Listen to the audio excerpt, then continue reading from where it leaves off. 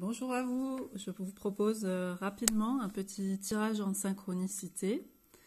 Donc voilà, je vous laisse choisir un petit tas de cartes, le 1, le 2 et le 3. Donc je vous laisse voir ce qui vous inspire. Vous pouvez réfléchir à une question ou une demande de conseil. Et on va y aller.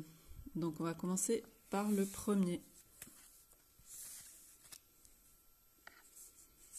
Donc c'est avec le Forest of Enchantment Tarot que j'ai oublié de présenter. Voilà. Celui-ci. Alors, premier tirage, première carte. On a The Folly. Alors ça représente la tour, le numéro 16. Donc ça fait 3 fois que je tire cette carte cette semaine, c'est rigolo. Je l'ai tirée pour l'énergie de la semaine et je l'ai retirée hier et je la tire encore aujourd'hui. Donc voilà.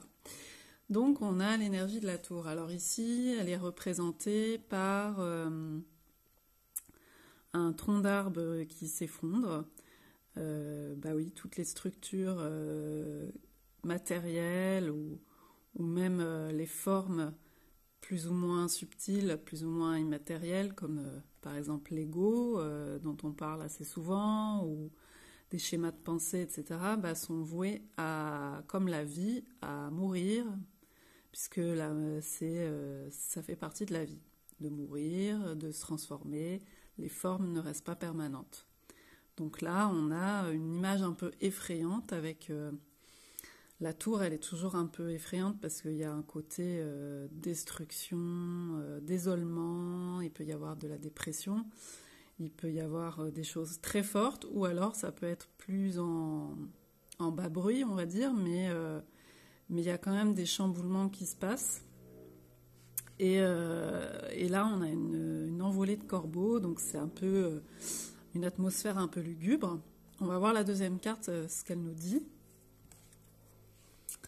Alors, pour la deuxième carte, on a à côté de ça, on a deux arcanes majeures. On a l'étoile, Starlight 17, les lumières de l'étoile, des étoiles. Et c'est une carte très lumineuse et c'est marrant parce que elle vient juste après. Alors je vous promets, j'ai mélangé le jeu, mais on a un enchaînement de 16 et 17 des arcanes majeures. Donc on a une carte très lumineuse avec... bon, c'est l'arcane qui symbolise l'espoir, la reliance entre le ciel et la terre.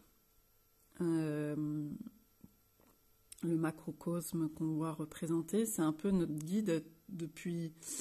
Ça peut être chouette de s'imaginer que depuis tout temps, bah, on a été un peu...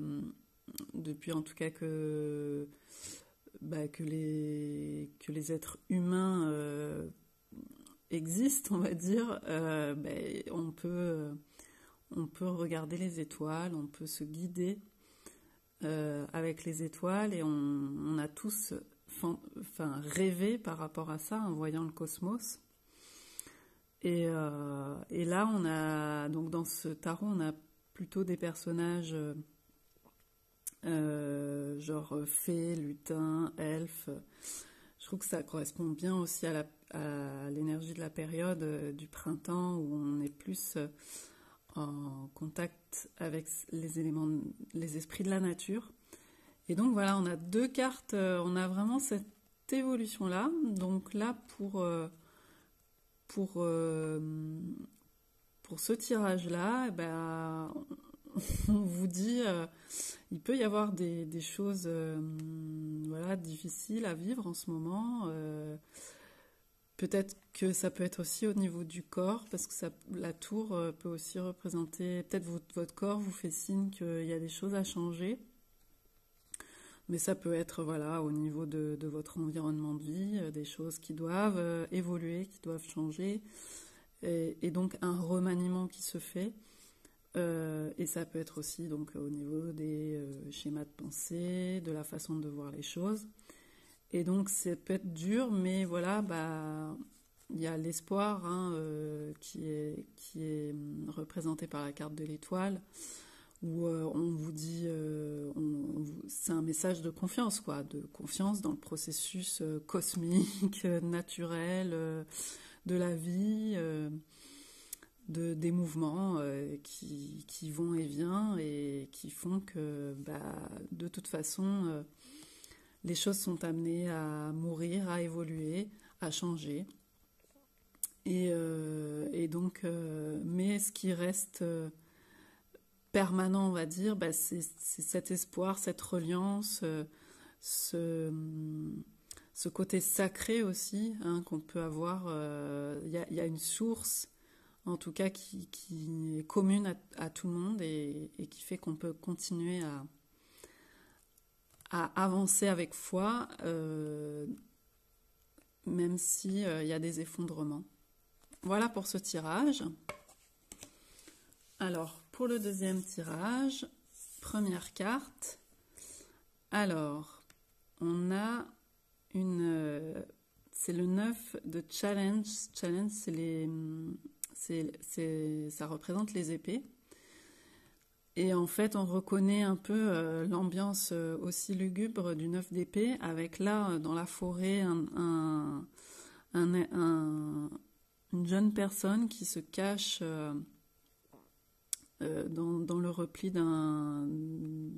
de racines d'arbres et qui a peur, quoi, en fait, hein, qui est très effrayée. Là, il y a un arbre un peu impressionnant qui a un côté un peu monstre, un peu menaçant, un peu cauchemar. Donc c'est la carte des cauchemars. Là, on a une araignée qui peut effrayer certaines personnes.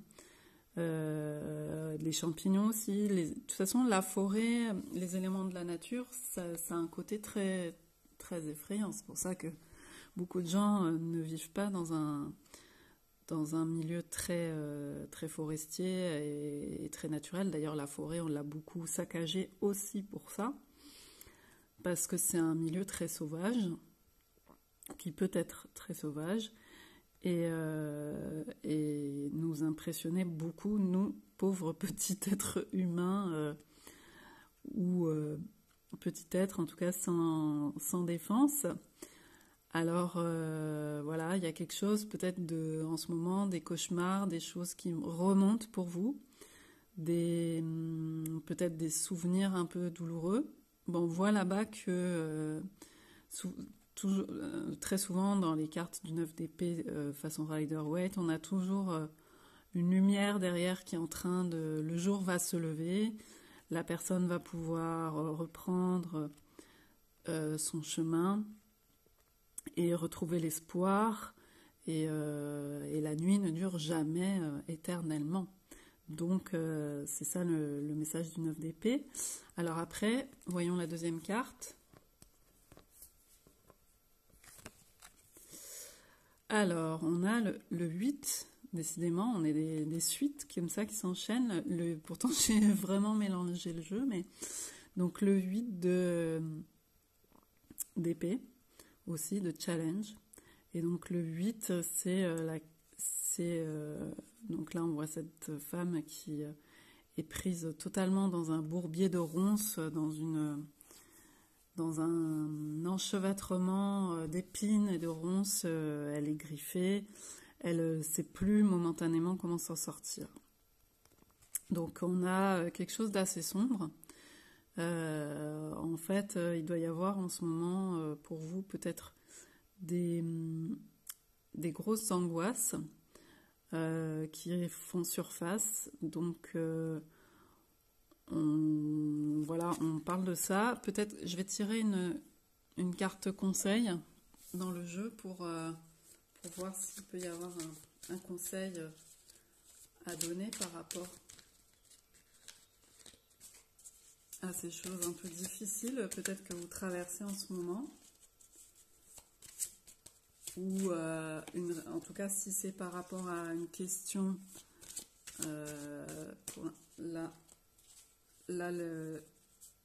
on a quelque chose de plutôt négatif, mais on va regarder un conseil.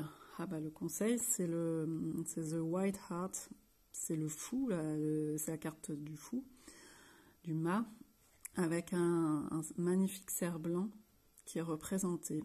Il est en position statique, donc peut-être on vous conseille de vous reposer.